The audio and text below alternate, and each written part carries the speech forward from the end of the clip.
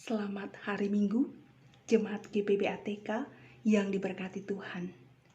Bagaimana kabar Bapak Ibu Saudara di hari ini?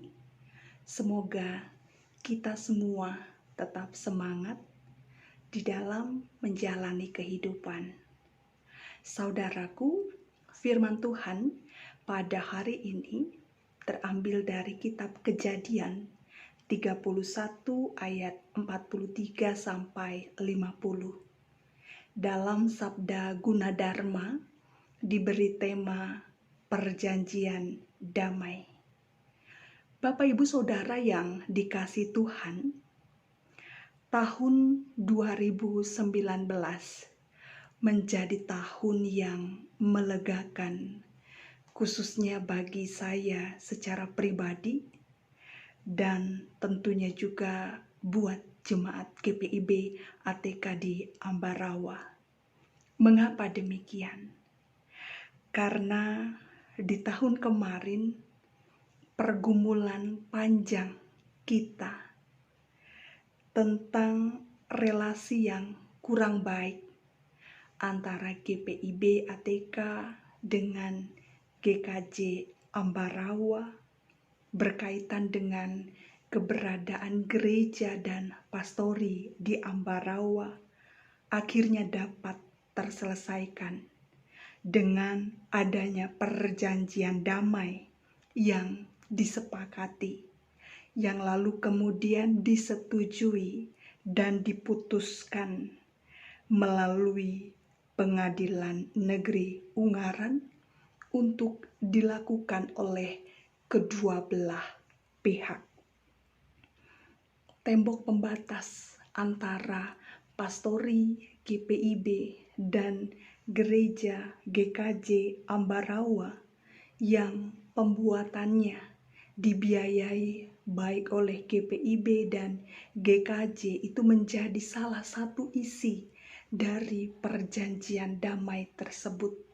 Lalu kemudian semua yang ada di dalam perjanjian damai tersebut satu persatu diselesaikan atau direalisasikan sehingga dapat terselesaikan dengan baik.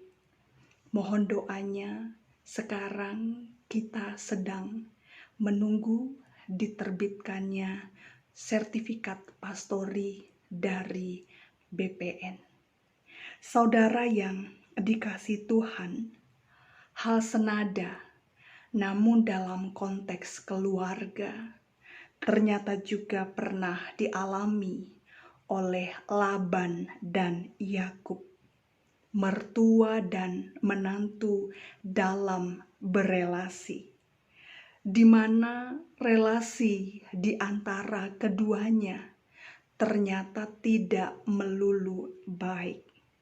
Sebagai contoh, dalam bekerja pada sang mertua, Yakub kerap kali harus menghadapi kelicikan dari sang mertua. Tetapi ternyata kelicikan sang mertua tidak dapat menandingi kecerdikan daripada Yakub, yang kemudian membuat Yakub selama hidup di Haran, dia bisa memiliki banyak ternak dan harta kekayaan. Bapak Ibu Saudara, akibatnya relasi yang tidak melulu baik itu semakin memanas dan bahkan ada pada ambang kehancuran. Kemudian, relasi yang sudah kurang baik atau bisa dikatakan tidak baik ini semakin memburuk tatkala Yakub kemudian secara diam-diam dia melarikan diri atau pergi meninggalkan Laban dengan membawa istri, anak, dan seluruh ternak serta harta kekayaan yang didapatnya di Haran. Namun dalam teks kita pada hari ini, penulis kitab Kejadian hendak memastikan kepada para pembacanya bahwa ternyata relasi yang kurang baik itu dapat berakhir dengan perdamaian. Konflik yang melulu hadir di antara mereka tidak berakhir pada perpecahan, kerusakan atau kehancuran, melainkan berujung pada perdamaian. Saudaraku, perjanjian damai yang diadakan oleh Laban dan disetujui oleh Yakub ternyata diprakarsai oleh Allah, di mana sebelum mereka akhirnya berjumpa, Tuhan sudah terlebih dahulu menjumpai Laban dalam mimpinya. Lalu kemudian dalam mimpinya Tuhan Allah memberikan peringatan kepada Laban agar Laban tidak mengatai Yakub dengan sepatah kata pun. Dengan adanya peringatan ini, Tuhan sedang melakukan intervensi terhadap relasi Laban dan Yakub. Tuhan juga hendak menyertai dan melindungi perjalanan Yakub.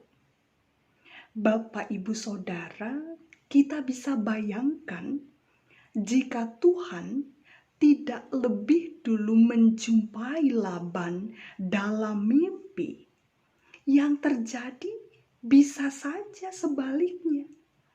Alih-alih mengikat perjanjian damai, bisa jadi Laban justru melakukan hal-hal yang jahat terhadap Yakub. Mengingat bahwa bagi Laban, baik istri, anak-anak Yakub maupun harta benda, hewan ternak yang didapat oleh Yakub, bagi Laban itu tetap menjadi miliknya. Sementara bagi Yakub, apa yang didapatnya di Haran itu merupakan anugerah dan berkat daripada Allah. Bapak, Ibu, Saudara, karena itu mereka mengikat perjanjian. Adapun isi dari perjanjian itu yang pertama, Laban meminta dengan sangat kepada Yakub agar Yakub menjadi suami dan ayah yang baik bagi istri dan anak-anaknya. Lalu kemudian Laban meminta kepada Yakub agar Yakub tidak kawin lagi atau mengambil istri lain. Cukup anak-anaknya, lalu mereka silahkan melanjutkan kehidupan. Yang kedua, dalam perjanjian itu mereka juga bersepakat untuk tidak lagi saling menyakiti satu dengan yang lain.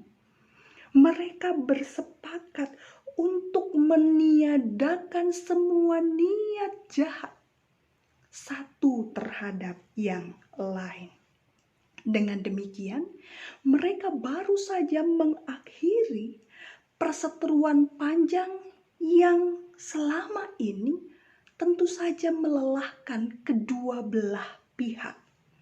Mereka menutup lembaran kehidupan lama yang tidak mendatangkan damai sejahtera. Lalu mereka membuka lembaran kehidupan baru, membangun kembali relasi yang baik dan benar dalam kehidupan sebagai mertua dan menantu, walaupun pada akhirnya mereka harus berpisah. Saudaraku, tugu peringatan dari batu yang disusun pun dibuat sebagai tanda bahwa mereka telah mengikat perjanjian. Kemudian Laban menamakan tugu peringatan itu Yegar Sahaduta dalam bahasa Aram, dan Yakub menamakan Galet dalam bahasa Ibrani, yang artinya sama-sama tugu peringatan. Kemudian tugu peringatan itu juga dinamakan Mispa, sebab Tuhanlah yang akan menjadi penjaga dan saksi di antara keduanya. Ketika mereka hidup berjauhan satu sama lain, mereka tetap komitmen memegang teguh janji yang sudah mereka buat dan sepakati bersama. Saudaraku, di sana juga kemudian korban persembahan perdamaian dipersembahkan. Dan mereka pun menikmati makanan dan minuman secara bersama-sama dengan sukacita. Melalui firman Tuhan pada hari ini, kita belajar dan diingatkan akan beberapa hal. Yang pertama, dengan adanya intervensi Allah dalam relasi Laban dan Yakub, sehingga mereka mengikat perjanjian damai, hendak mengajar kepada kita bahwasanya Allah menghendaki perdamaian itu terwujud dalam relasi manusia dengan sesamanya, terlebih pada diri orang Kristen. Untuk itu sebagai orang Kristen kita harus cinta damai. Kita harus mewujudkan, mengupayakan perdamaian, mengusahakannya apapun tantangan dan resikonya. Walau harga diri dipertaruhkan, walau perasaan dikorbankan, tidak pernah sebanding dengan pengorbanan Kristus bagi manusia. Ingatlah, dosa kita dihapus dan kita tidak lagi menjadi seteru Allah. Untuk itu mari kita terus perjuangkan, mari kita terus mengupayakan terwujudnya perdamaian di tengah keluarga, persekutuan, dan di tengah kehidupan bermasyarakat. Jika masih ada suami, istri, orang tua, anak, kakak, adik, sesama warga jemaat, sesama presbiter dengan jemaat yang masih dikuasai amarah, dendam, dengki, akar pahit, sekaranglah saatnya untuk singkirkan semua itu. Belajar, berlatih, dan berilah diri kita diperdamaikan satu dengan yang lain. Yang kedua, kita belajar kalau setiap janji mengikut sertakan Allah di dalamnya, maka ada tanggung jawab yang tidak hanya sekadar pada sesama manusia, tetapi utamanya terhadap Sang Kuasa, yaitu Allah sendiri. Karena itu mari kita belajar, saudaraku, untuk selalu mengikut sertakan Allah dalam setiap janji yang kita buat bagi pasangan, bagi keluarga, dalam persekutuan, atau bahkan terhadap sesama. Yang ketiga, kita belajar kalau sudah berjanji pada Tuhan, pada sesama, mari tepati, mari lakukan, mari penuhi, agar kita kedapatan menjadi orang-orang yang sungguh-sungguh dapat dipercaya oleh Tuhan dan oleh sesama. Amin.